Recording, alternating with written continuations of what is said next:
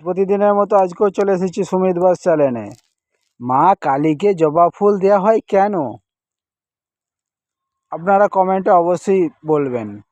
আর ভিডিওটা লাস্ট পর্যন্ত দেখুন, ভালো লাগলে শেয়ার সাবস্ক্রাইব করে পাশে থাকবেন নতুন নতুন ভিডিও পাওয়ার জন্য।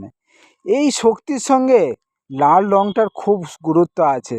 আমরা যদি দেখি, শুধু জবা ফুল নয়, সিন্দুর, আলতা, তারপরে রক্তচন্দন এবং অবশ্যই বলি একটা উপচার, সেখানেও তো রক্ত।